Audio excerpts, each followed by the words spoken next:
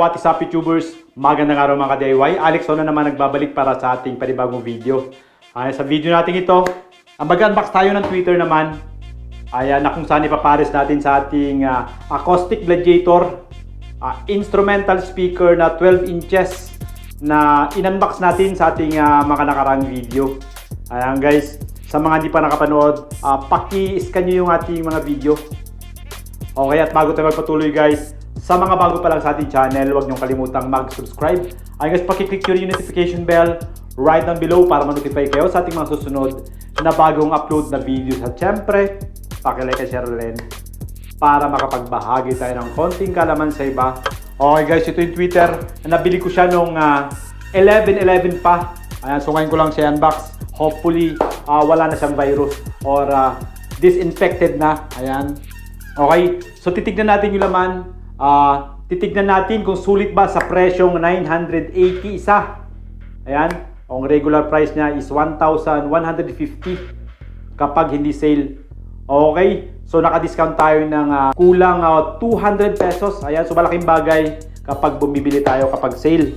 Okay, at bago tayo mag-unbox, shoutout kay Sir Dags ng La Union. Okay, shoutout sa inyo. At syempre may kasama yung plastic horn. Ayan, hiwalay na binili. Okay. So para kasing size siya ng 12 inches. Ayan, so italagay natin mamaya. O ipapares natin sa ating D12 na instrumental speakers. Okay.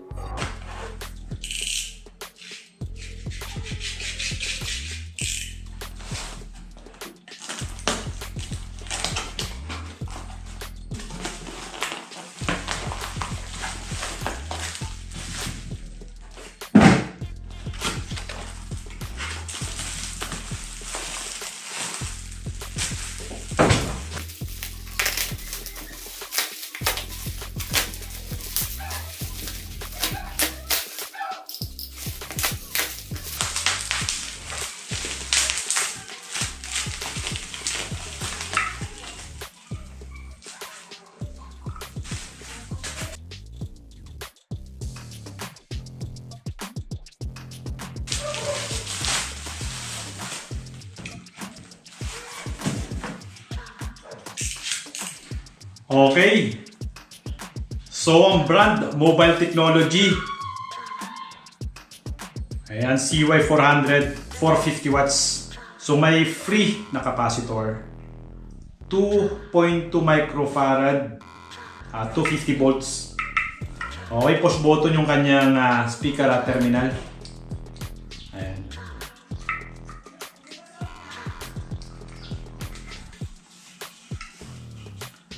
Okay, so pagdating sa build quality, walang special. Normal yung pagkakagawa. Ayan, so pagdating sa tibay, hindi natin alam. Susubukan natin. Okay, sukatin natin. Okay, ang laki niya ay 5.25 inches. Yan. Okay, diameter. At yung kanyang hole dito ay 1 inches yung hole. Okay, standard ito. Ayan, magnet niya is 0.7 inch. Okay. Total ng kanyang kapal ay nasa 2.5. Ayan. Okay.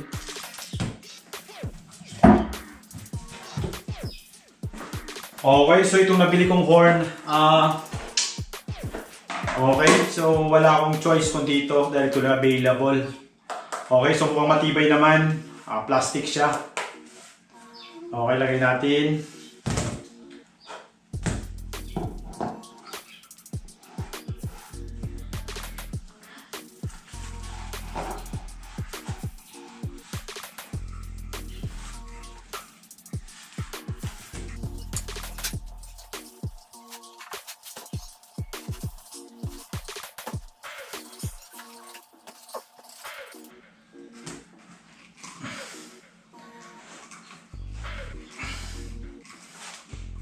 Okay.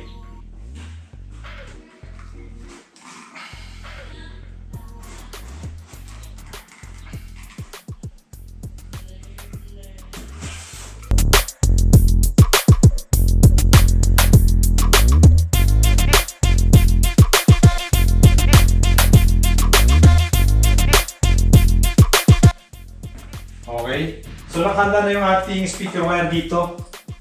Ayan, so kala ko walang free na capacitor.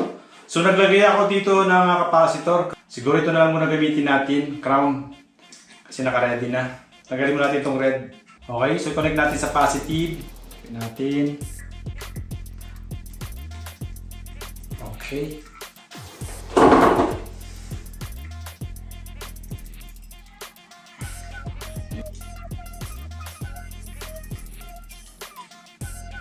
Ayan. Ayan. So, pwesto natin siya dito sa taas. Sa taas ng ating speaker. Ayan.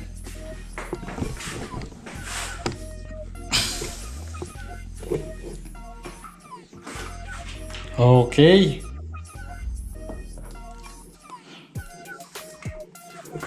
Yun, no? Ayan. At itong Twitter pala natin connected sa ating joson Saturn. At yung ating subwoofer naman connected sa ating DXB. At itong gitna connected naman sa ating joson Jupiter. Ayan. So, ang treble nito isi-zero natin. Ayan. Para marinig natin yung tunog ng ating in-unbox. Okay. So, ito isi-zero naman natin yung bass pagdating sa ating Twitter. Ating joson Saturn. Okay. So, treble yung ano natin. Okay. So, ano pa ba? Pagdating sa ating subwoofer, ayan, 50% lang. Ayan. At mamaya isi-zero natin yung dalawa. Twitter lang yung pagganahin natin. Ayan, para marinig natin total yung Twitter lang kung ano ang tunog. Okay, so ano pa ba? At connected yung ating mixer pala. Ayan. So ginamit pa rin natin yung ating Bluetooth receiver. So ito pala may Bluetooth receiver din. Ayan, so lagi yung ginagamit to. Ayan. Okay. Connected din pala yung ating crossover. Ayan. So kagandahan pag tatlo na yung ating amplifier, kailangan na natin ng crossover. Ayan, so para yung pasok sa ating mga tweeter ay hindi papasukan ng bass or low frequency na kung saan pwedeng masira yung ating mga tweeter. Ayan, so ito yung gamit ng ating crossover. Okay yun natin.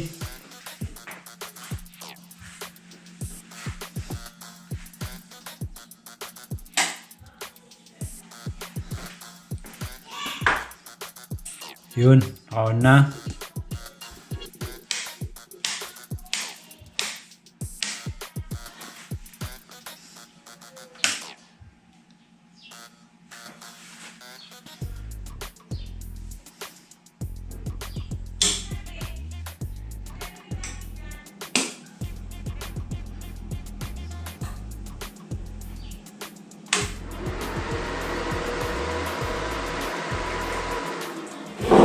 Okay, so ito yun sa Twitter natin, itong black.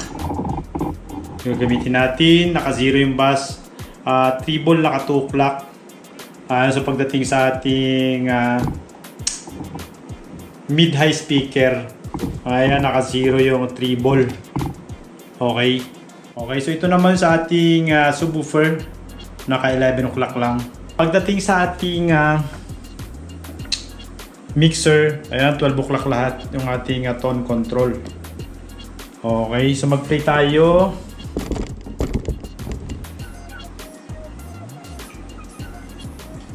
Try natin tong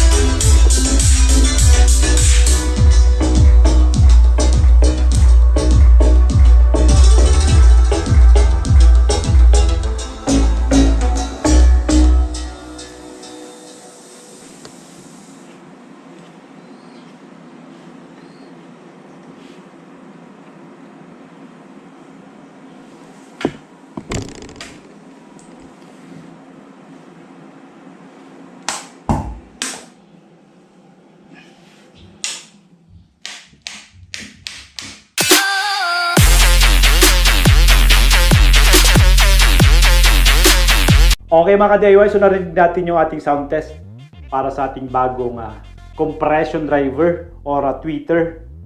Okay, so mobile technology CY400-450 watts. Okay, so initially maganda naman ang tunog, malinis. Okay, quality naman. Okay. So, please comment down below guys kung ano sa tingin nyo. Okay guys, at bago tayo tuloy magtapos, sa mga bago pa lang guys sa ating channel, huwag nyo kalimutang mag-subscribe. And guys, pakiclick nyo rin yung notification bell right down below para ma-notify kayo sa ating mga susunod na bagong upload na video. At syempre, pakilike and share na rin para makapagbahagi tayo ng konting kalaman sa iba. Sa presyo niya nga, 980 per piece. Okay? So para sa akin, sulit. Kumpara sa ibang brand, wala tayong bibiling 450 watts na compression driver sa halagang 980. Ayan guys, kung meron man hindi kilala or hindi sikat. Ayan. Okay, so sana tumagal. Ayan, so masusubukan natin siya sa pangmatagalang gamit kung matibay ba siya. So initially, wala akong masabi. Okay naman, malinis. Quality din naman. Ayan. Okay guys, so ito yung pa-partner natin sa ating D12 na in-unbox sa ating nakaraang video. Okay. So dahil sa marami nagpagawa ng ating universal or yung VIDEOKE speakers, so hindi na muna natin nagawan ng box yung para sa ating pag-sound test. Ayan. Dahil nga nabenta natin yung una. Ayan, so wala tayong magagamit kundi yung ating coaxial speakers at car subwoofer sa baba. Bago pala tayo magtapos, shoutout kay Sir Dags ng La Union. Ayan. So isa siya sa nagpagawa ng ating universal speaker. So nagustuhan niya, nagbayad agad. Ayan. So napakabilis si Sir.